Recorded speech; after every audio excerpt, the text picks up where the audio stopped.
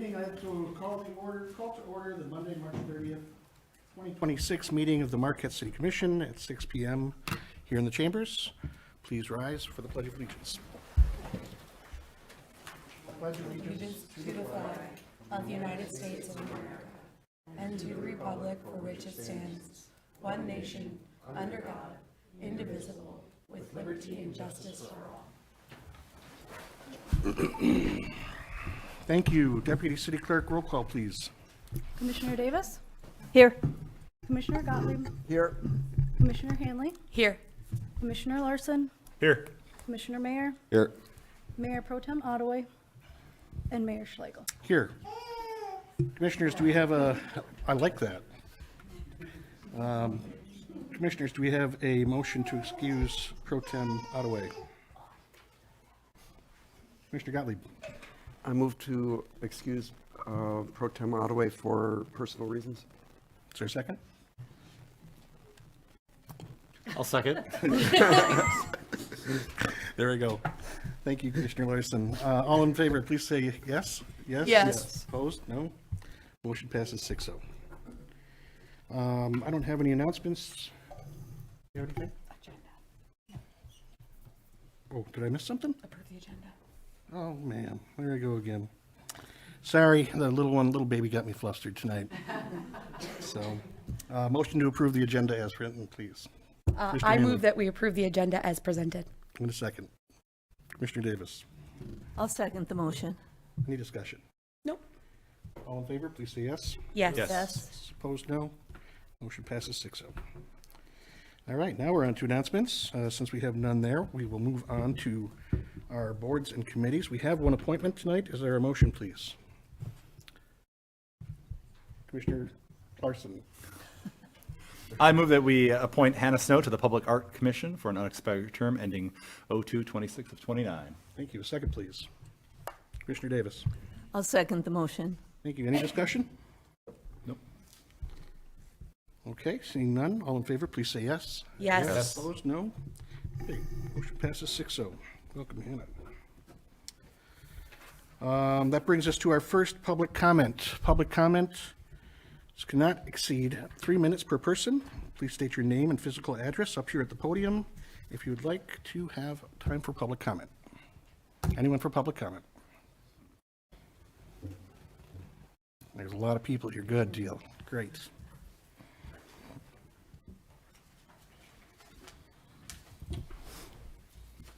Hello, everyone. My name is Angela Palomacki. I'm a dentist, a business owner, and a resident and a taxpayer here in the city of Marquette. My practice is located in the Savings Bank building, directly adjacent to the proposed parking structure and hotel project. My husband and I both grew up in this area. I graduated from Marquette Senior High School, and he from Westwood High School. After completing our education, we chose to return here to build our careers, raise our families, and invest in this community. I'm here tonight to speak on the proposed parking structure and brownfield funding and to share the real impact this project is already having on my practice and my patients. This project is being presented as a public benefit, specifically public parking, but I have serious concerns about whether that public benefit is still justified. The scale of the parking has been reduced, and the structure appears to be closely tied to a private hotel, with approximately 80 hotel rooms and similar number of parking spaces. Is it reasonable to expect that during peak occupancy, much of that parking will be used by hotel guests? That raises a fundamental question: how much of this will truly function as public parking? At the same time, this project relies on brownfield funding, which means future tax revenue is being deferred for many years to support this development. So as a taxpayer, I have to ask, is it appropriate to defer that future tax revenue for a project that primarily supports a private development with limited or uncertain public benefit? We are not opposed to private development. We support thoughtful growth in our community, but we believe that future tax revenue should be used to support public priorities like our schools, our parks, and the shared spaces that benefit everyone, especially if the public return from a project is uncertain. Beyond policy, there are real impacts happening right now. My practice has served thousands of patients from Marquette in this location for nearly 20 years. And including the previous provider, patients have been coming here for almost 40 years. Many of my patients, including those with disabilities, rely on being able to park directly next to the building or being dropped off by the back door. That access no longer exists. To date, we have not received any proposed plans or communications as how my patients will be accommodated through this change. Today, those same patients are forced to navigate longer, more difficult routes, especially during the winter months. This directly affects patient safety and accessibility. At the same time, over the past 2 years, I have been faced pressure to move my practice out of the building, including through lawsuits that have forced us to retain costly legal counsel to successfully defend our rights. Still, we have seen public comments suggesting that we are refusing to leave out of stubbornness, and that's not accurate. We have honored our lease and have simply asked that it be honored in return. There also continued Dr. to be. Palomaki, that's it for time on this one, but you're welcome to come back on the second public comment and Okay. finish up. Thank you very much. Anybody else for public comment tonight? First round. Nothing? Okay, hearing that, public comment is closed. That brings us to our first presentation of the night. It is the City of Marquette Climate Action Plan. Thank you, Ms. Towsley, for presenting. Go ahead up and get up to the podium there. Good evening, Mayor and Commissioners. My name is Anna Towsley. I am a senior at Northern. I'm a political science major concentrating in public administration. In December, I was selected for the Rural Leadership Fellowship Program, which is a public-private partnership with Invest UP and the Michigan Economic Development Corporation, and I was selected to do the Climate Action Plan for the City of Marquette. So what is a climate action plan? This is a lot of text on a slide, but it's all important. A climate action plan is a strategy document that sets goals and outlines a set of initiatives that reduce greenhouse gas emissions. Using a greenhouse gas emissions inventory as the foundation, a climate action plan defines greenhouse gas reduction targets and provides a framework for achieving them, identifies priority actions and facilitates coordination across departments, supports effective action over time by establishing methods of assessing progress and adjusting the local strategy. So what is a greenhouse gas emissions inventory? It calculates, quantifies, or assesses municipal or community-associated emissions and their sources. They're an accounting of the carbon pollution that result from certain activities and processes that support municipal functions. We are going to be conducting a government operations greenhouse gas emissions inventory. So what will this include? A target goal to match the Climate Action Resolution 2050 goal, an emphasis on previous and aligning actions that the city has done, community input through a steering committee, a public survey, and public engagement opportunities. It's going to have an executive summary of climate change and climate action in Marquette, the greenhouse gas emissions inventory. It's going to have 7 focus areas with objectives and actions. And then at the bottom, it's going to have a matrix with cost effectiveness. So those focus areas are going to be buildings and energy, transportation, water and wastewater, waste and recycling, natural resources, public health, and climate economy. So some examples of this, Sterling Heights, Michigan. I took this as their efforts underway. They did a really good job at kind of showing different efforts that their city did, and I kind of wanted to put that into our plan. Whitefish, Montana did a really great job at kind of showing greenhouse gas emissions reductions and kind of the math and numbers side that goes into this plan. And then kind of an example of what a focus area is, and the explanation that goes along with it is climate economy. It's going to have like a paragraph at the top of it, brief explanation of the situation at hand, like public health, whatever, and then it's going to talk about the different actions below. So I just want to say I'm really grateful for this opportunity, and I'm really looking forward to this, and I can take any questions. Thank you. Great presentation. Questions? Commissioner Davis?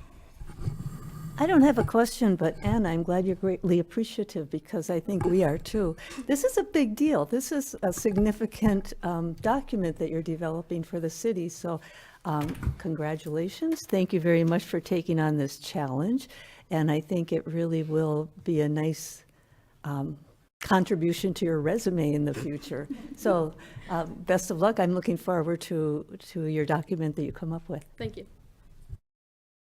Anything further? Yeah, thank you, Anna. Commissioner Gottlieb, go for it. I'm curious as to where the funding is coming from Where's the funding coming from, and who is exactly coming up with the budget? So to spend it? I am being funded. I'm getting a living stipend and I'm getting my college paid for, getting a master's of public administration.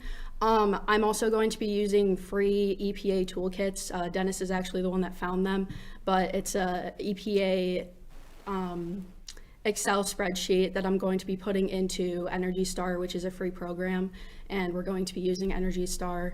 A lot of other cities do it. It's required in Minnesota, free program. So right now, everything is free. I'm trying not to cost you guys too much money. I don't think that this is gonna, cost too much. It, might, but. So this is, just for clarification too, that this is part of a partnership that we have with Northern, and we are receiving the services that Anna is providing, the services, the experience, the education for this. So not necessarily an extra cost component for the development of this plan, unless we do need some tools or resources that we would have to work with in the budget. Thank you, and I am sure it's going to be done cost effectively. I'm not questioning that. I was just wondering, may I ask Go another ahead. question? Yeah, please. Where are you going to present your findings? Where and how will you present? In a document. It's going to be in a Word document practically. Just going to be like any other climate action plan, active transportation plan, master plan. It's just going to be in a nice little book. I'm going to put it online, and I'm going to make it in the paper form. So Commissioner Gottlieb, so Anna is funded under the same Rural Leadership Fellowship that our previous Rural Leadership Fellow, Ann McElhaga, was, who we hired into the city manager's office. So that's funded by by NMU and the NMU Foundation. So she's going to be preparing this plan for city staff review, and then we'll bring it before the city commission for approval and adoption. And Okay, everything yeah. like that. That's what I wanted to like. Okay. will we see We're this? internally developing a climate action plan. Yeah. Commissioner Davis? Just a follow-up to that, will there be an opportunity for the public to comment on it? Yes, I do plan on having an open draft period. I love to write. I don't want you guys to scrutinize me too much, but you guys are, it's our document, it's a public document, and this is for the city. So once the document is done, you're gonna be reading about 70 to 90 pages of climate action. But if you wanna do that and you wanna provide your comments, you are going to be more than welcome to. And Anna, I believe you have identified already a couple opportunities for public input throughout. I think you're looking at a survey, you're looking at maybe some open houses kind of thing. Yes. So the survey is going to be about 30 questions-ish. It's going to ask you kind of a range of topics, your behaviors and opinions on a range of topics. What services do you use of the city? What do you use of the city? Kind of where do you envision this city going? That's going to be open shortly, and then it's going to be closing sometime in the spring. Once that's done, I hope to have some sort of, or while that's happening, some sort of open house or event that people can come to and provide their public input. I also do plan on trying to go to games or going to like a drop-off time after school to get people to do the survey and things like that. I think public input is really important, so I'll be going around. Anything further? Thank you, Anna. This is really something that's, we need this to lead us in the right direction for the future, and I'm looking forward to seeing what you come up with. So appreciate your time tonight. Thank you. Our second presentation this evening is from the Arts and Culture Advisory Committee. Joanna Worley. Welcome. Thank you.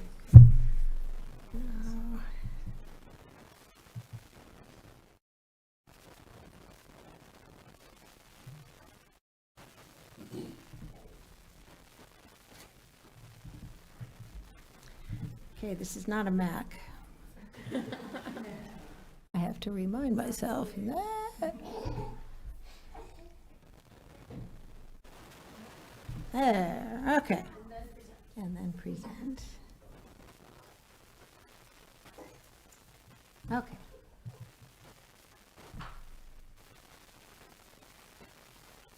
I think I'm done. Good evening. I'm Johanna Worley, one of the newer members of the Arts and Culture Advisory Committee. Pleasure to be here, and tonight I'm here to share with you some of the big updates to our Arts and Culture Office. Our Arts and Culture Committee is a mix of new folks, newbies, and veterans. I am one of the newbies. We have professionals representing 6 different sectors and a wide range of personal creative interests. We even have a youth member in our group. Just as our board is diverse in perspectives, arts and culture touches all the corners of our lives.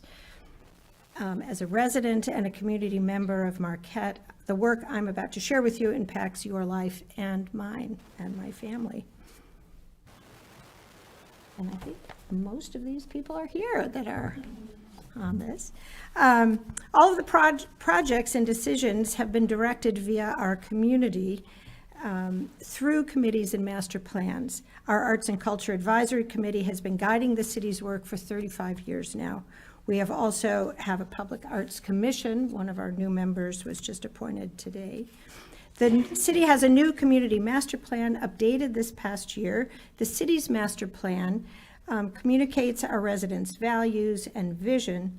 These guiding principles ask the city to cherish our natural assets, preserve our entire history, create enjoyable year-round recreation options, connect our neighborhoods, and encourage vibrancy.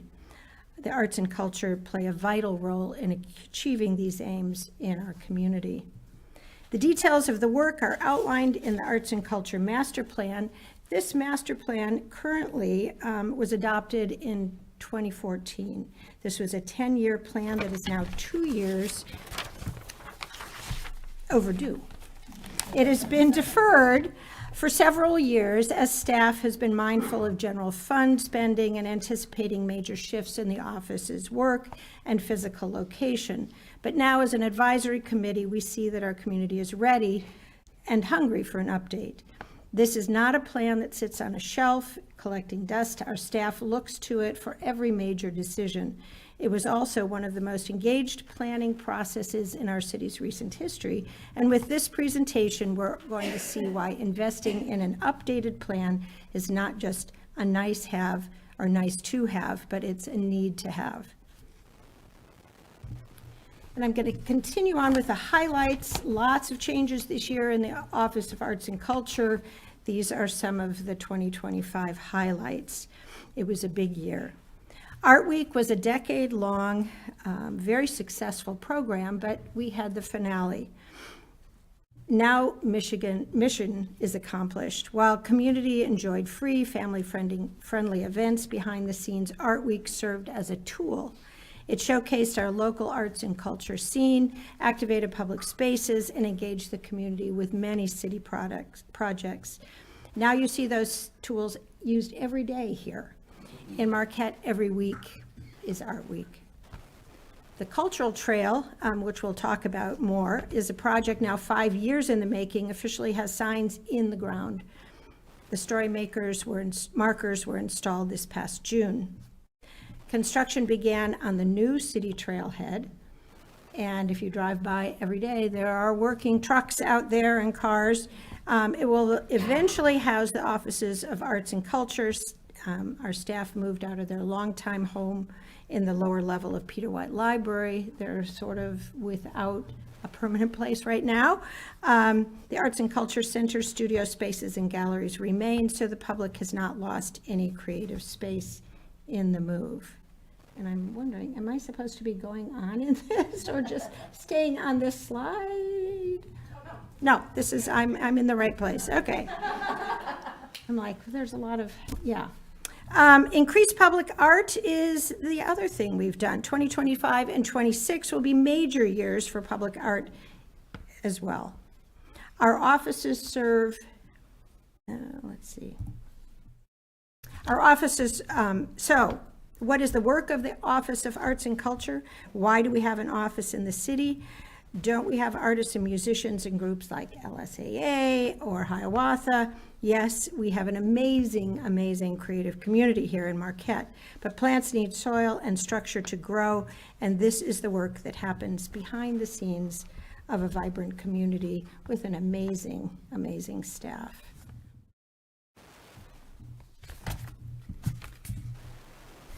One of our more important things is public art. The city has a public art policy and fund. Here's a sneak peek at some of the public art projects that you will see come to life this year. But that's not my job to talk about these today. You'll get a robust presentation from MPAC this summer. Advocacy and resources for a community. A vibrant community needs to be connected to one another, to resources and opportunities. The Marquette Compass is an online arts and culture information hub, and in 2025, it had 6,600 local users. That's not bad for a city of 21,000. If you haven't bookmarked this, you should. People here in the audience and the city commission. Oops. I'm going to let you look at this, walk you through a little bit about what the Arts and Culture Marquette Compass has. And it's moving on its own here. Community calendar. Whoops. Why is this doing this? Okay. But go to the community calendar. They're all of the things that are happening locally in town. And if you have any things to put on, you can do that. You can put on things too. I'm going to get out of that because it's driving me crazy. Community engagement and partnerships. One of the major shifts that the 2014 master plan asked for was focusing less on programs and more on building sustainable partnerships across the sectors. And it's quite remarkable, all of the partnerships that have been developed with this program. Just take a look at all of the partnerships we have, I think is quite remarkable. 10 years later, the arts and culture staff works collaboratively with countless other entities to till the soil for creativity. Nothing happens in a vacuum. The projects, advocacy, and resources happen on a regional scale, and each of these arts-based connections introduce and enhance the relationship of the city as a whole. The 2014 master plan directed a move away from direct programming and shifts towards collaborative support. You can see here a list of major programs in our community that staff have contributed to this year via resources. Venue space, marketing and consulting. This is just a sample, and the support of our community is the daily work. This is what we mean when we say that every week is Art Week. Another important role defined by that master plan is recognition of those who make an impact in our community. Save the date for the next annual Art Awards, which will be November 8th. Nominations are now open. As a city office, all of the work in this is in the interest of building city infrastructure. There's a lot of talk about keeping the character of Marquette to grow, but in a way that lifts up our residents and helps visitors appreciate what makes Marquette, Marquette. Arts and culture is essential to a healthy and vibrant city. This work is done through the policies, but it's most obvious through the arts' impact on capital projects and public spaces. The best example of that, did I skip one? Is the cultural trailhead. The impact of the arts on a city project, the new cultural trail and new trailhead. Hopefully you've seen these markers along the lakeshore. There are 8 culturally significant sites that feature interpretive signage spanning 7 miles of our shoreline bike path. This is the first phase with lots of more sites in development. This project is an innovative interpretive trail that is unlike any other program in the region, if not the country. Our staff recently traveled to Grand Rapids to share this project at a conference and are part of several cohorts sharing this project on a national scale. This interpretive trail is amazing. It highlights our city, history, but it also invites current storytelling and contemplation of our future. It does this through not just narrative, but also art, orienting people in each site and inviting them to be curious and discover our community and its relationship to the land and water. More information can be found, of course, on the Marquette Compass website about the development of the trail, the funding, and project partners. And here's an example of some of the photograph of some of the trail markers and the map where they're to be found. Every trail needs a trailhead, and the former Chamber of Commerce building near the Father Marquette statue is now being renovated into a public building that will offer a community living room, a Please stay. gallery Don't wall. worry about that. Yeah. Forgive me for interrupting, but don't worry, please. We're used to this. Yeah.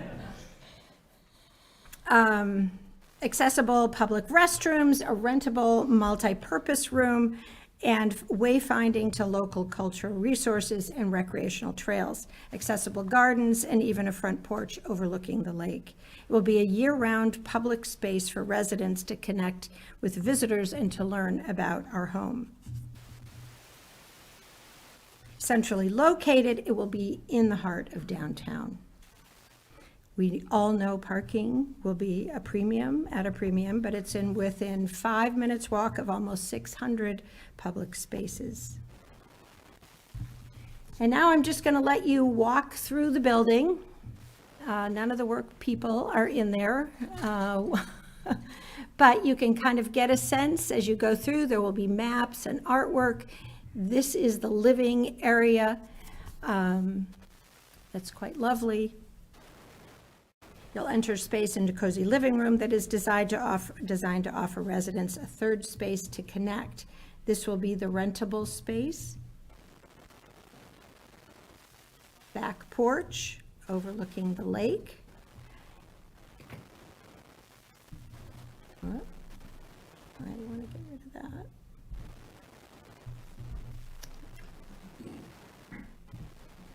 that. Okay.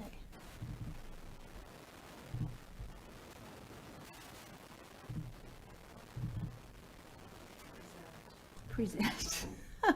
Okay. This is not how my Canva works. Yeah, I'll just walk you through it briefly, quickly, and there we go. So local character will be found within the new building. We have local artists that are going to be creating the ceiling, fireplace, tile, art on the walls, and the building itself is designed through the perspective of locals and will visually welcome people to our community. We will have an outdoor garden space. This warm welcome extends outside the building along with the Marquette Beautification Committee. This summer, we'll also see a new gathering space installed. It will be public art piece painted with native perennial flowers. The garden is also entirely funded by the Iben family in honor of their son Eric, who is an innovative landscape architecture. This is just one of several major community investments in the cultural trail and trailhead. When will this all be happening? The trail it's in its first phase. These are big ideas ahead. Renovations will be complete this summer. Staff will move in by June, hopefully, and work will come with community partners to add final touches and to open the doors as a public facility this fall. The trail is in its first phase. There are big ideas. The cultural trailhead is not just a physical trailhead with maps and restrooms, but also a metaphorical trailhead leading to our creative community. It's a hub for connection. Each site along the cultural trail invites that curiosity.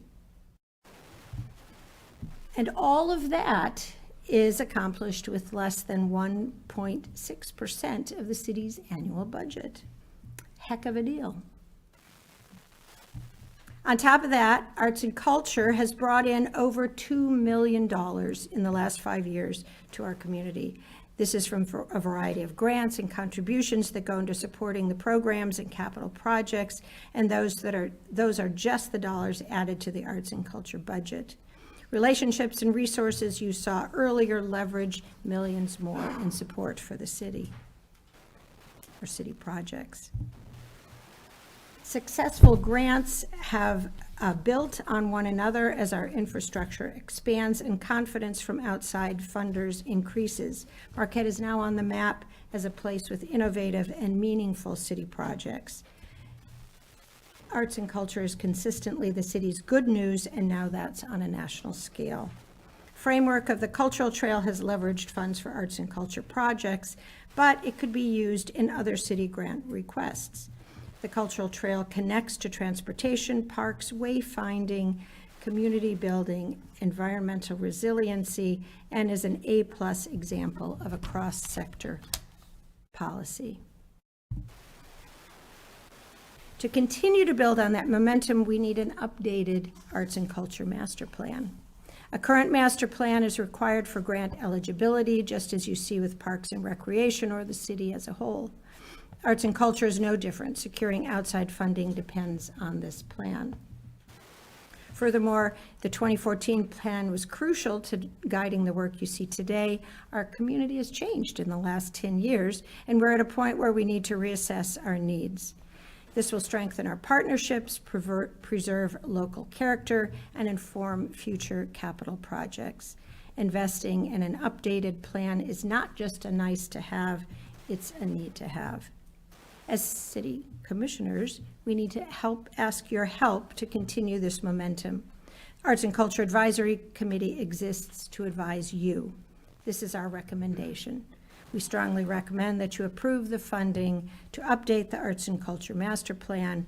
Approval of the request for this fiscal year will ensure that arts and culture continues to thrive and that you maximize your investment. Thank you for your time tonight and your support of the arts and culture in our city. Thanks to the city arts and culture staff, who you probably know are sitting here. Community services for the boots on the ground in making these projects happen. Thank you to all the city finance attorney, clerks, DPW, and managers who work directly with the arts and culture to make these projects happen, and everyone else who ensures that the city has great bones to make this house a home. Thank you to my fellow committee members who contribute their time and knowledge, and most of all, to the city residents and creative community who make Marquette an amazing place to live. Thank you. Thank you, Ms. Worley. That was very well done. Commissioners, comments or questions? Commissioner Gottlieb. The room within the new building that you say, you mentioned it was rentable. How big is it? Who's the target audience, and what is the target use for the rentable room? How big is it? Approximately, just guess. I'm going to ask our staff to. Answer for you. It's a small room, the whole space is a small room. I would say maximum capacity 50 probably inside, and outside maybe 75, but we're not there yet. And any idea who you're renting it? All of the residents. This is not. Tina, can you come up to the microphone just so the stream gets it? Thank you. You could go. One of them, yeah. Sorry, all of the residents. That's the big focus, that this is not just for the arts and culture community. Our target audience is the community. I guess, is it for parties? Is it for? Oh, for that kind of thing? Yeah, what are you renting it for? You could have baby, like the Presque Isle Pavilion, basically, it's the first new public facility in a long time for the public. So anything that you might use the pavilion at Presque Isle for, you may also use this space. It's not a place for messy art making. It's a place for meetings and gatherings. Thank you. Welcome. Anything, I shouldn't leave, and just in case. Just in case there are more questions. Commissioner Davis? Joanna, thank you very much, and thanks for the whole committee being here tonight. That's really nice, really because nice now support. you're giving up more of you're volunteering more of your time to be here. That was a very nice, very comprehensive presentation, and I'm so appreciative of what the Arts and Culture Committee does. You ended with an ask. Could you tell us what the plans are and like the cost of that ask for the master plan? Okay. Well, it's John. Yes, there you go. Yes, I believe we had $75,000 in for that plan in the last two budgets, and then with all the challenges with the city, that was one of the things among many that were tabled. 75,000? Okay. And that's, okay. Hoping to start in 2027, correct? Yeah. Okay. You also mentioned parking, and you acknowledged it as a problem. So how many parking spaces will be at the building? Not a lot. But we'll yeah. Yeah, I think the upper lot has less than 30, and then the lower lot, we know, so the Berga lot, there's a path that walks up from that lot as well. But as mentioned, there's 600 spots within 5-minute walk, so. Okay. Thank you. That's good. Anything else? Yes. Commissioner Hanley. Thank you. That was a very informative presentation, and I really appreciate it.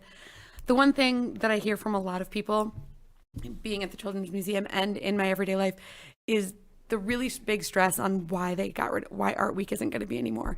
It was a lot of people's favorite thing, and I know you have the every week is Art Week, but it was a really good way to tie people in who don't have ties to the art community normally. And I would really like to see more events, at least if we're not going to do that, where we can tie that in, because I feel like we're going to miss out on a lot of really fun activities for families and for people alike. Sorry. No, that's fine. It's something we talk about.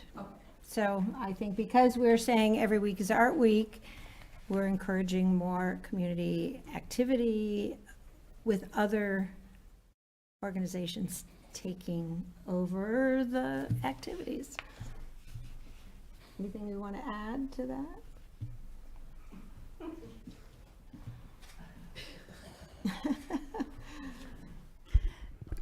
So Art Week served a purpose for a while, and it was really successful, but our staff needs the capacity to do these larger projects, which is build capacity within our arts and culture community, or maybe have free concert series within Marquette, working with our partners, working with Blueberry Dance Fest. So I would say really spreading it out. That 1 week, I don't think was the best return on the investment that the city could have on their budget, what you give from the general fund. And I think the amount of work that we're going to do with the absence of Art Week is going to be much bigger and much grander.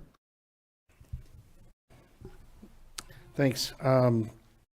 That's Tina, that's exactly what I was hoping to hear, because I love Art Week, and I really enjoyed participating in as much of it as I could.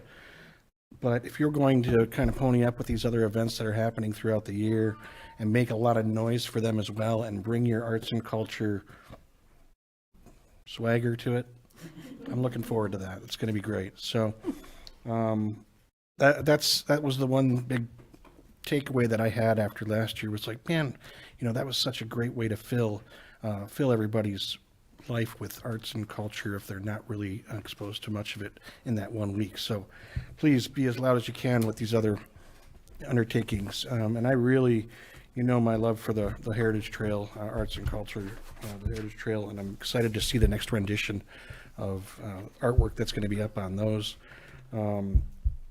It's something that I'm really proud of as far as the community and over the years, and give you guys a lot of credit for what you've done there.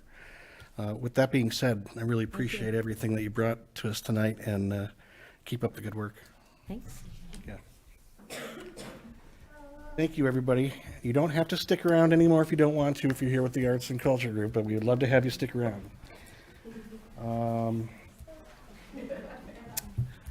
Okay, what does that bring us to? That brings us to our consent agenda. Commissioners, is there a motion, please? Commissioner Larson. I move that we accept the consent agenda as presented. Second, please. Commissioner Hanley. I second. Any comments? Yes.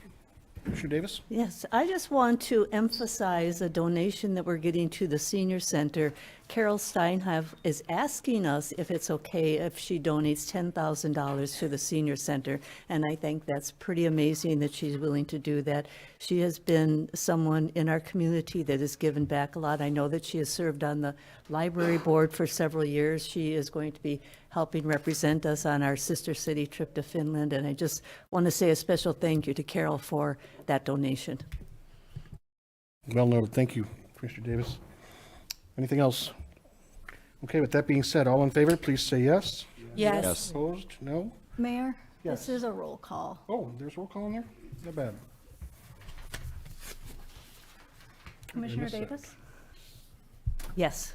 Commissioner Gottlieb? Yes. Commissioner Hanley? Yes. Commissioner Larson? Yes. Commissioner Mayer? Yes. And Mayor Schlegel. Yes.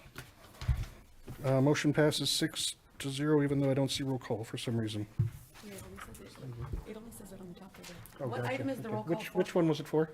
It is to schedule a public hearing for the vault. Brownfield, there is a resolution with that.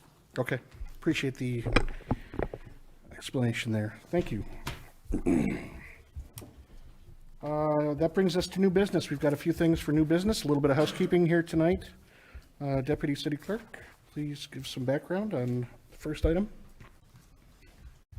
Commissioner Larson and Commissioner Hanley attended the annual Michigan Municipal League Conference held in Lansing, March 9th through the 12th, 2026. The following checks will be issued for travel expenses incurred. Commissioner Michael Larson, check number 1014078 in the amount of $727.30. Commissioner Jessica Larson, check number Jessica Hanley, check number 1014071 in the amount of $156. Fiscal effect, total travel costs are $883.30. Adequate funds are available within the fiscal year 2026 City Commission travel budget. Recommendation, approve the travel reimbursement for Commissioner Larson in the amount of $727.30 and Commissioner Hanley in the amount of $156 for the Michigan Municipal League Conference. Alternatives as determined by the commission. Thank you, Deputy Clerk. Motion, please. Commissioner Gottlieb. I move that we approve the travel reimbursement for Commissioner Larson in the amount of $727.30 and Commissioner Hanley in the amount of $156 for the Michigan Municipal League Conference. Thank you. Is there a second? Commissioner Davis? I'll second the motion. Thank you. Any discussion? Briefly, I'm really glad that these guys had the time and ability to go to this. It really has to be quite helpful for the city commission for them to get the additional education, and I wish I had time to do so this round. Duly noted. Good. Okay. All right. That being said, all in favor, please say yes. Yes. Opposed? No. Okay. That passes. Two abstains. Oh, two abstain. I'm sorry. I was going to say motion passes 4-0, 2 abstained. Thanks. Number 6, Deputy City Clerk. Mayor Schlegel attended the annual Michigan Municipal League Conference March 9th through the 12th, 2026. The following check will be issued for travel expenses incurred. Mayor Paul Schlegel, check number 1014082 in the amount of $735.30. Fiscal effect, total travel cost is $735.30. Adequate funds are available within the fiscal year 2026 City Commission travel budget. Recommendation, approve travel reimbursement for Mayor Paul Schlegel in the amount of $735.30 for the Michigan Municipal League Conference. Alternatives is determined by the commission. Thank you, Deputy Clerk. Motion, please. Commissioner Hanley. I move that we approve the travel reimbursement for Mayor Paul Schlegel in the amount of $735.30 for the Michigan Municipal League Conference. Thank you. Second? Commissioner Mayor? I'll second the motion, Your Honor. Any discussion? I will second what we heard from on the last one from Commissioner Gottlieb. It is a great conference, and it is a good way to put us in front of not only other people from other municipalities, but also right in front of our legislators and getting to meet with them and speak with them and lobby on behalf of our city. So it's always good when you can have the mayor of the city there, especially to show how serious we are about trying to get things changed in our communities and get funding for our communities. So I really appreciate that you were able to make it in your schedule. Thank you. Okay. I can speak to this, can I, even though I'm not voting? Okay. I would like to echo that. You said it very well, but the point is that when we're down there and we're dealing with all of these representatives and senators and everything that encompasses what Lansing is all about, it really gives us time to really kind of get our hooks into these people and let them know how important it is to pay attention to what's going on above the bridge here. And it's amazing how many of these representatives from other areas are coming up to us as Marquette commissioners and letting us know how impressed they are with what is going on up here, with the many topics. And it's just, it's flattering, and I'm very, very, very proud to represent as a commissioner and incredibly humbled and proud to be representing as mayor. But when these people come up and they say, you guys are doing it right, and we look around and, get a little red in the face maybe, but the fact is we've got a great community, great leadership. City staff is fabulous. We are a very proud community, and we just going to keep it going. So thanks for the opportunity to partake in that. And with that being said, we'll bring it to a vote. All in favor, please say yes. Yes. Yes. Opposed? No. That would pass 5-1 with one abstention. Item number 6, Deputy City Clerk. Or, I'm sorry, number 7. The 2025 5-year Recreation Master Plan includes a site development plan detail and timelines within Chapter 12 that outline the need for a replacement of the floating piers at Cinder Pond Marina. The facility was built in 1995 with a useful life expectancy of 20 years. The city has performed extensive preventative maintenance on the piers to extend their life to 30 years. However, the system needs to be replaced at this time. Recent storm damage has accentuated the need. The plan identifies the replacement of the floating infrastructure, associated utilities, a new layout to meet modern ADA standards, and replacement of the anchoring system. The total estimated cost for the project is $3,300,000. Staff intends to pursue this as a one-time grant and alternatively pursue it as a phased project, which would fund 50% of the project cost, or $1,650,000.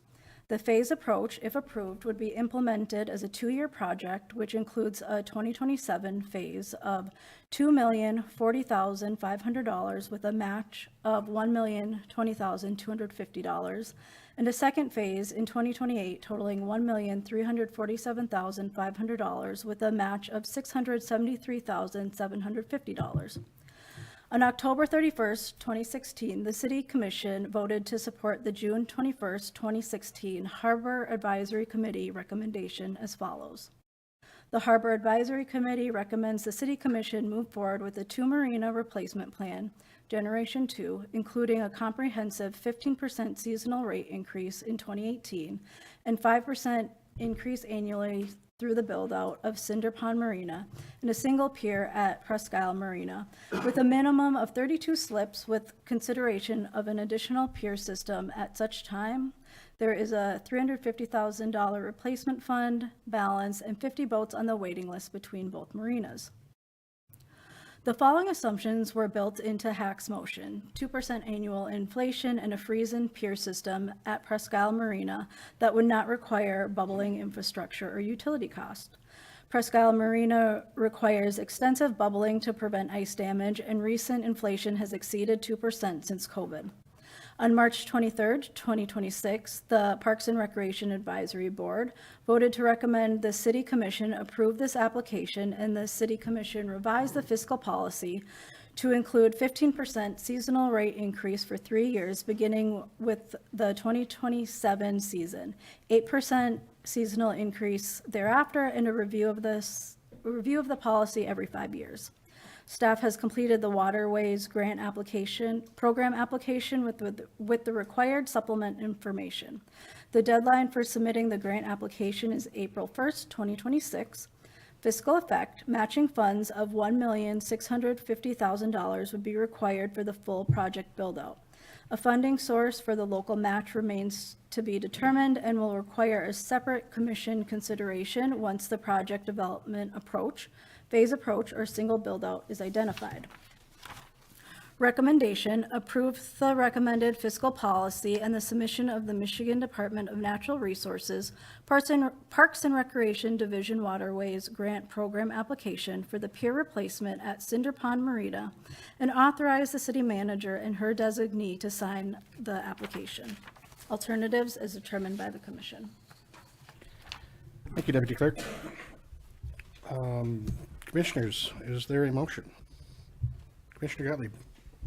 I move that the commission approves the recommended fiscal policy and submission of the Michigan Department of Natural Resources Parks and Recreation Division Waterway Grant Program application for pier replacement at Cinder Pond Marina, and authorize the city manager or her designee to sign the application. Thank you. Second, please.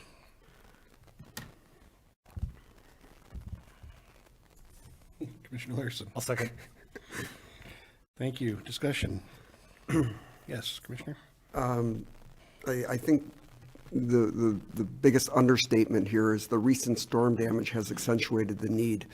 I've been by the Cinder Pond Marina, and oh my God, it's amazing what one storm can do. I know this needed to be done before that, but now there is no choice. And with that said, I realize that I'm going to probably catch some heat for making the motion that includes a 15% seasonal rate increase for 3 years and 8% thereafter. But I don't think there's much of a choice. I don't think there's going to be a marina there for boats to be in unless this is done. I think the city has done a wonderful job in justifying its requests. And with that said, you have 2 days to get this signed and in. Oh my God. We've been working on this since last year, so we've been ready. Commissioner Larson? I agree with Commissioner Gottlieb on this. I think, we had previously looked at this, and, at that time, we hadn't moved forward on it, but now with the recent storm damage, I think that we have to, move forward on a grant like this. It's a large sum of money. However, if, we can get any help with it, I think that's something that we need to be looking at seriously. And, we'll have another look at this as soon as we have some idea on whether it's a single or a phased build out and how that match will actually come into being. But as of right now, if we want to maintain kind of what our current waterfront looks like and, for generations to come, I think this is going to be unfortunately necessary. Further comment? Commissioner Hanley? I disagree a little bit. I find a $1.6 million match when we're already in a very tight budget for a marina that has 90 slips in it or so, and the majority of those are not Marquette residents. Not a great way to spend our money. I understand that it's necessary and that we would have to do that, like, to keep the marina open, but I don't know that the majority of Marquette would agree in spending that when we could do it on our roads that need just as much work. Commissioner Davis? Oh, do you want? I'm sorry. She seems like she wants to. Do you mind if I just clarify a couple of points? I just wanted to make a couple of points on this one. The $1.65 million match would be funded through those rates. In order to come up with that match, there's a couple of opportunities or options that we see right now, but we are exploring some other options that may be available depending on the timing of the grant, if we are awarded this in a 1 year or if it's a 2 years phase project. So the rates are repaying either the city general fund that would be providing an interfund loan if that were an option. And again, the city commission is going to have to approve the match when that time comes. Or it is funded through something like bonds, and then those rates are being generated to pay for those bond payments. So if there is something that's coming from the general fund, it is going to be returning with a repayment from the rates that are generated. Those rates are also then funding the next phase of that improvement as well. So it is, unless the city commission is interested in contributing $1.65 million from the general fund, this would be a loan for a determined period of time, or it will be bonds, or it will be from other sources that we are exploring right now. And Commissioner Hanley, typically we review rates during budget season when we approve the fee schedule. So I think, having a fiscal policy that is basically presetting those rates out a couple of years in advance, or at least the foreseeable future, shows a real commitment to having these marinas be self-funded, which was the original goal back when we revamped the rate structure in 2016. And unfortunately, things aren't the same cost as they were in 2016. But I believe we also have a fund balance of, I think you just said $300,000 that'll assist with this effort as well. I was down here with Commissioner Davis first, if you don't mind. Well, I guess I'm going to echo Commissioner Hanley's concerns. I think the marinas are very important to us, to our city, because it provides the look and the feel and the culture of Marquette. So it's important to get this done. But I do have a concern about the match money. And, the self-funding of the marinas is really what will sell this to me. But I think it's a big leap because there's not that many people in that marina, and I think that there is going to be some pushback for the rate increases, but there isn't anything else we can do with this. I just want to make sure that it is self-funded. And if you look at other projects that we've had in Marquette, and the best example is the band shell. We don't have a band shell anymore, so the city band went out and raised that money to build it, and so it's similar to what's going to have to happen with the marina. Commissioner Mayor? Thank you, Your Honor. Couple quick questions here. If we're talking about borrowing from the general fund and using rates to pay it back, what is the timeline for paying that back? It would depend on whether this is a 1 year or if it's a 2 year phase project. And then also some of the other calculations for whether it's depreciation, I think that would have to be determined as well. So it would be, we're looking, I think, at favorable at 7 years we had, but as much as possibly, I'm looking at John for confirmation on that. Yeah, so the model ranges depending on the funding mechanism and the rates that we get with that, but up to 12 years for payback. And the match, is that going to be a reimbursement system? Do we have to fund our part of the match aspect itself up front and get it reimbursed later? How does that grant funding work? Yeah, so we would have to fund it, and it would be reimbursed at the conclusion of the project. So the total amount we would be borrowing for the project would be how much initially? So the 1 year phased approach would be $3.3 million, or the 1 year approach. The 2 year approach adds a little bit more mobilization. It's $3.37 million over the space of 2 years for the total project costs. Okay, thank you. I love that you know that off the top of your head. Been looking at them for weeks, years actually. Okay. With that, I guess one more question here as I'm looking at numbers. What is the current general fund balance at for the city? That's it. You're testing me on this one, and we just went through audit, I believe, on this one. I do believe we were looking at, I want to say 8 million at that point. I can look that up here shortly. but it was one that we were not concerned with the cash on hand and that balance that carry forward even through a 5-year, 7-year outlook when we were considering that. But I can get that number to you here momentarily. Thank you. Commissioner Davis? I'm sorry. Are you done? I'm good. Great, thank you. I'm just curious about the number of slips we will be able to rent while this construction happens, and if we are reducing the number of slips that we can rent, that reduces the income that we can take in, so. Yeah, so I can talk a little bit about that. So our intent at this point is we've worked with the dock manufacturer and our insurance company. Our intent is to get this at least into a usable form for the rest of the season. And so the real question becomes timing. So we'd be looking at trying to utilize the existing docks for this season. And with the conversations with the dock manufacturer, he didn't seem to think that would be as bad of a challenge as what it looks like. However, it's going to be a challenge, and the real challenge gets to be what the timing of that looks like. So what we've been telling the boating public is that if we're unable to open on May 1, which is realistically probably the case, whatever the number of days are that we're unable to open for, we'll prorate based on that time period, so per day.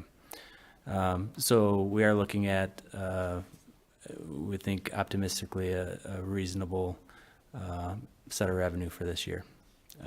But that's yet to be determined. We have to wait for the ice to,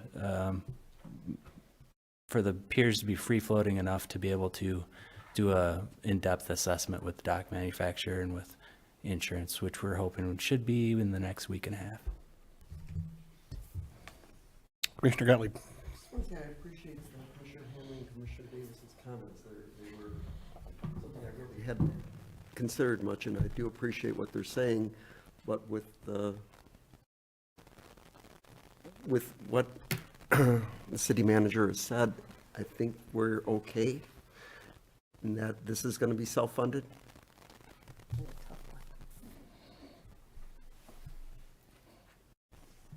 Okay. That's all. Okay.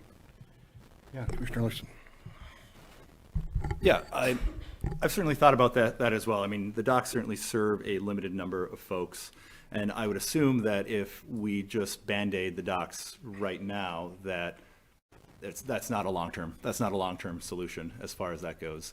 If we get into next winter and that that damage continues to happen, while I understand that maybe timing isn't necessarily ideal with our long laundry list of projects that we have, I think that that there is a grant that's available for half that cost, and to be able to finally move this into something where it is self-funded or self-sustaining is an important piece that I think we need to move into at least at some point in time.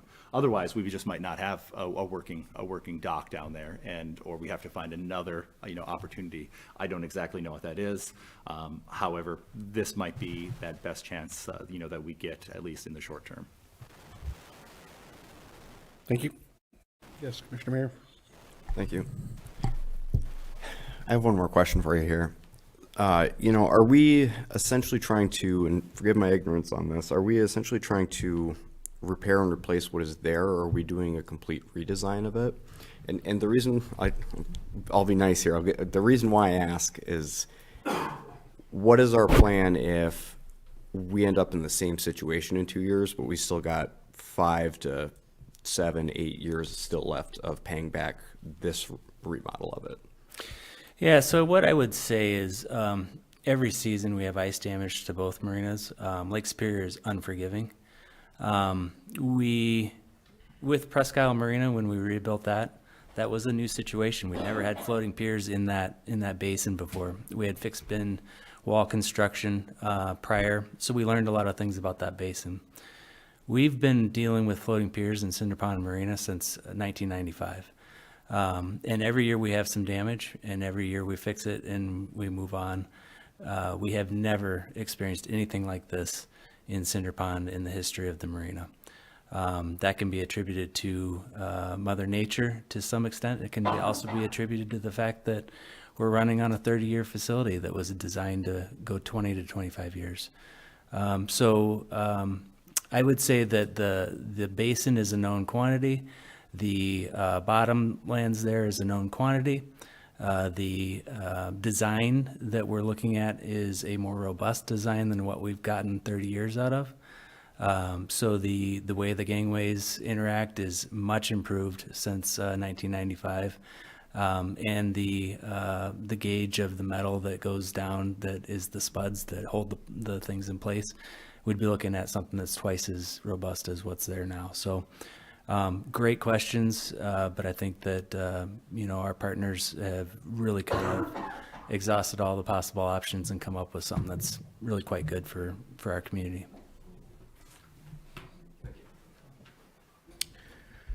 Well, I got to weigh in on this too. Where are we in line with other municipal marinas or even private marinas in our region? With rental rates, excuse me. Yeah, as far as the rates go, we're kind of right in the middle. You look at a community like Petoskey and other places like that, they're much higher than us. You look at some of the smaller communities, they're less than us. But there's not a ton of real great comparables on Lake Superior. So a lot of the places that we compare are Lake Michigan, Lake Huron, and other places like that.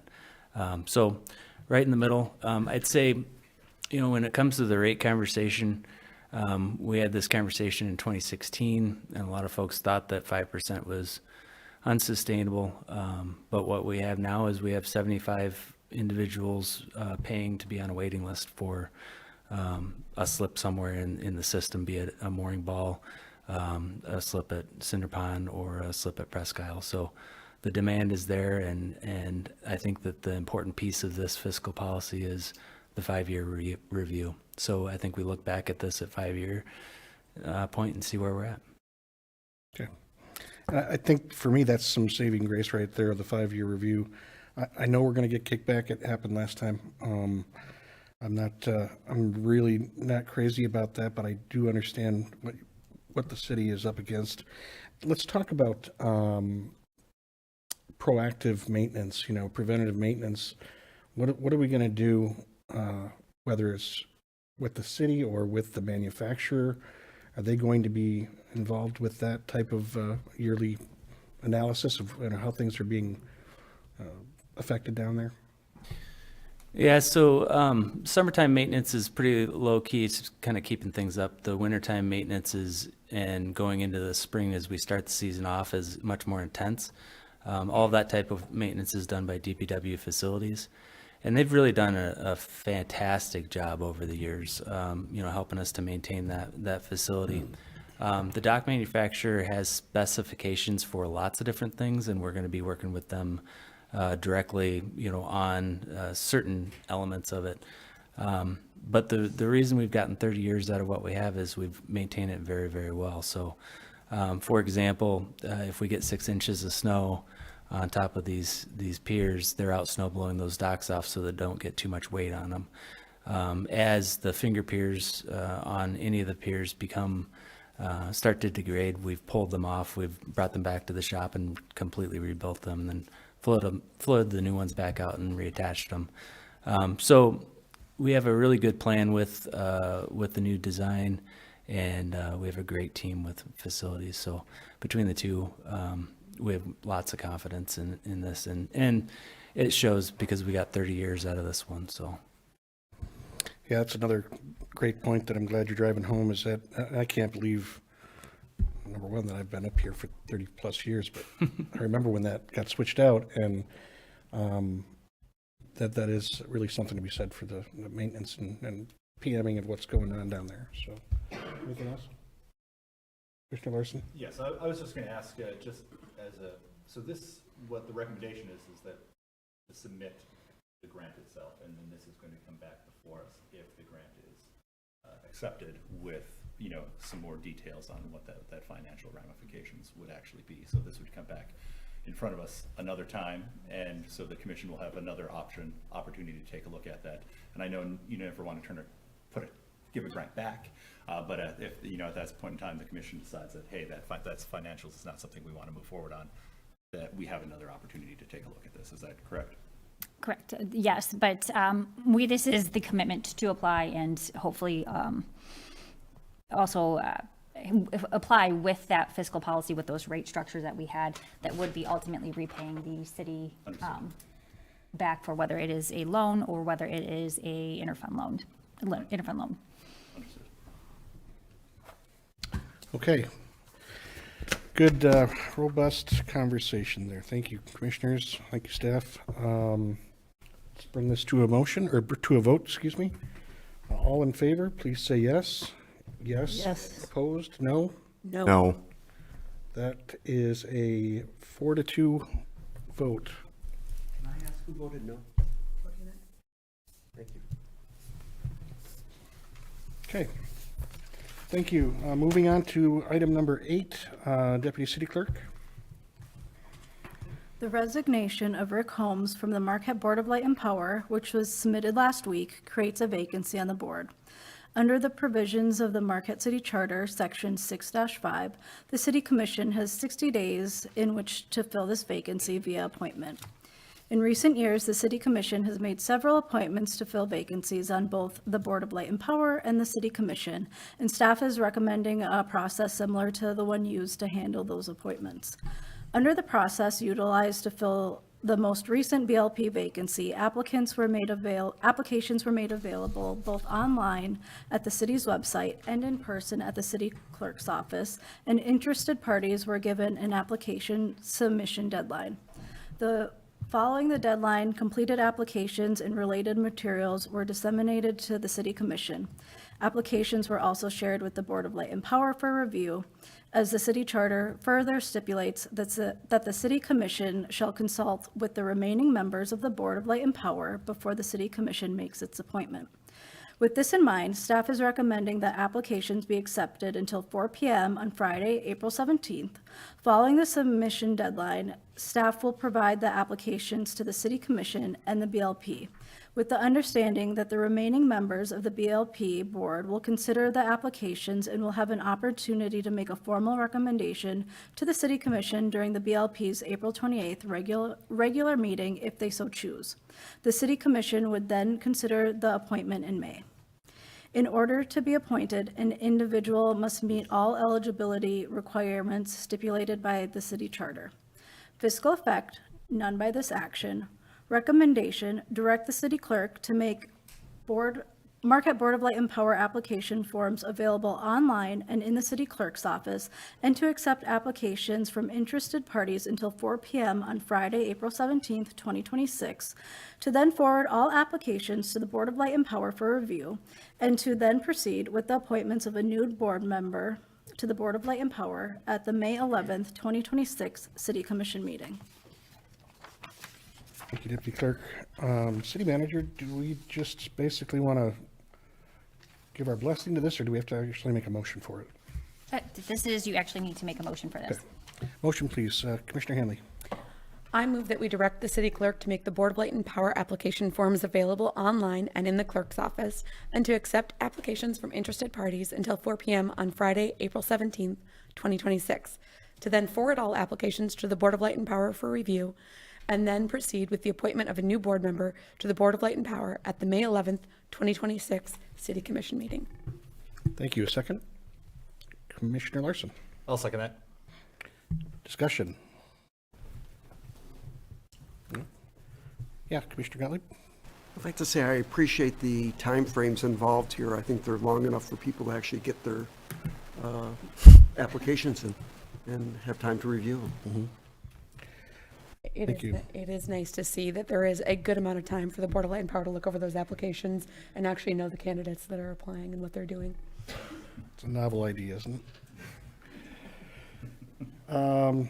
I would like to thank Rick for his service on the Board of Light and Power, albeit too short.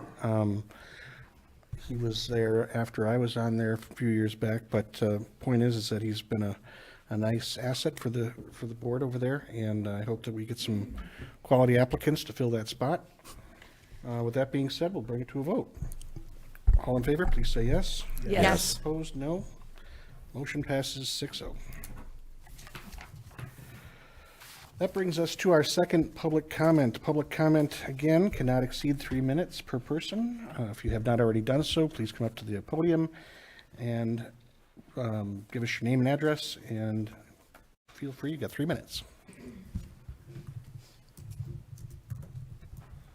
Hi, my name is Angela Palomacki, and I'm a dentist and a business owner and resident and a taxpayer here in the city of Marquette. And my dental practice is located in the Savings Bank building directly adjacent to the proposed parking structure and hotel project. This is a continuation to my earlier comments. Again, my practice has served thousands of patients from Marquette in this location for nearly 20 years, and including the previous provider, patients have been coming to my office for 40 years. Over the past 2 years, I've faced pressure to move my practice out of the building, including through lawsuits that have forced us to retain costly legal counsel to successfully defend our rights. Still, we have seen public comment suggesting that we are refusing to leave out of stubbornness. That is not accurate. We have honored our lease, and we have simply asked that it be honored in return.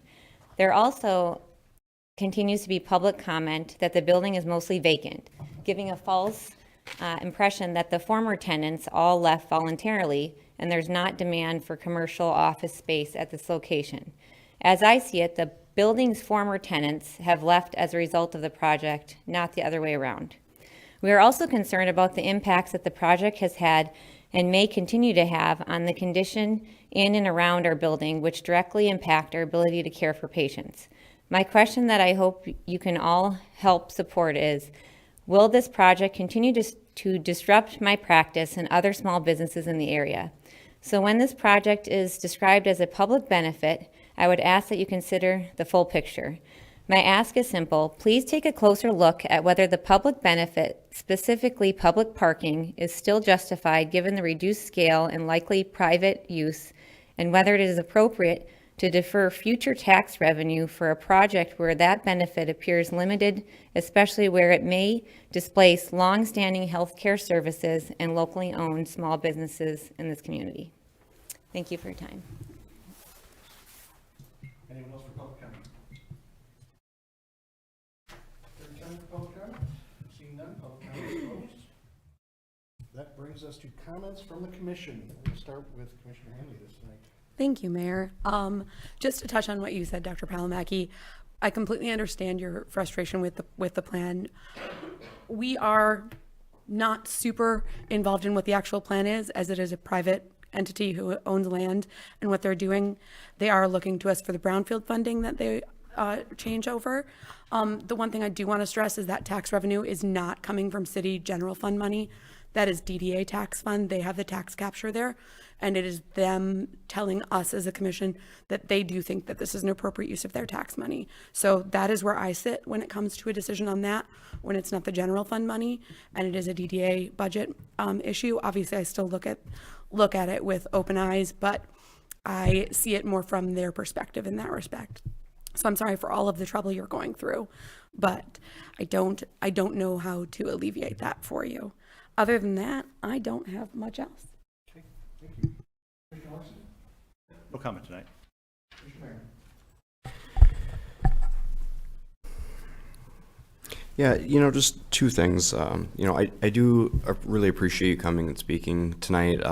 You're kind of one of the voices I was waiting and hoping we'd hear from at some point throughout this process. And, we've heard, second or third hand here about some of the other business owners in the area and how they feel about the project. If you know any of these folks, by all means, please tell them to come, voice their opinion to us one way or the other before we formally vote on anything.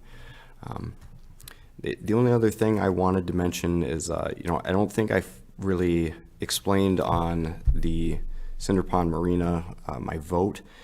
And I think Commissioner Hanley shared a similar sentiment to what I'm thinking, but, and Commissioner Davis even brought something up as well, but we've had a lot of big and more expensive projects in this community, new playgrounds.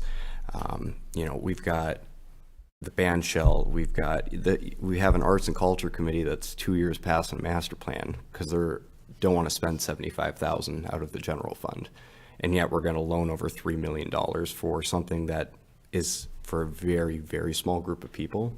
And I don't want this to sound like some socialist political statement when I make this next part of my comment, but in particular for some of the more wealthy individuals in our community. And I'm sorry, if you own a sailboat, you're probably not hurting as bad as people that are struggling to afford to live in this community. So for a very, very small number of people that I'm sure would love that to be fixed as soon as possible, looking at what we've continuously been doing over the last several years, and I just could not justify that in my head right now. But thank you.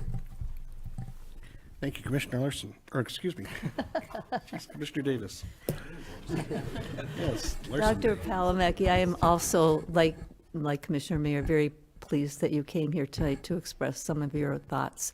When we first approved that brownfield plan, we had a lot of community comments and could hear from the community, and I hope that we do again when this comes before the public, before the commission.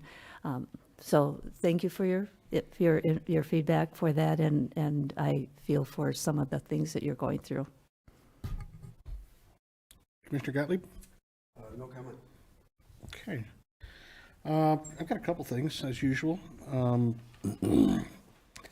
I had a lot of people reaching out to me after the storm cleanup, and I know that we thanked our Public Works and everybody that was involved, from BLP down to first responders and everything else, but the overwhelming response was that they were so appreciative of everything that happened after that snow event that we had, snowpocalypse. So I just wanted to bring it up again, just because there's been that much of an outpouring of appreciation. I will say that the end of the month here, well, we were supposed to have a little bit of an extension for our dog park users at Tours Park. I would imagine that the city manager might touch on that, but I will say that there's still a lot of snow out there, and unfortunately there's a lot of damage to the trees over this past season. So I know that we'll have to make some adjustments to that space as far as its use, and make sure that we have enough time for staff to get things taken care of. But I would just like to thank the city staff that got that place opened up after that snow event. I mean, last time we were here a little over a week ago, you couldn't see out those two windows right there because they were drifted over. So, and that's 8 feet high. So not only, yes, we've lost some snow thankfully to some warm weather, but it really just takes a really well-maintained staff to be able to open up everything from snow blowing a dock to opening up a dog park, or making sure that our streets are passable in that short period of time. And after the interview with Fox News Weather, I thought 2 days later, as I'm driving on dry pavement, that this is why we're Upers, because we're resilient, and we got the power to get it done. So pretty awesome. So I just want to say thank you again to city staff in that respect, and for being a person that is a dog park user, that it was really great to be able to get out there as quickly as we were, and despite the giant snowdrifts and down trees. So thank you again. City manager? Sure.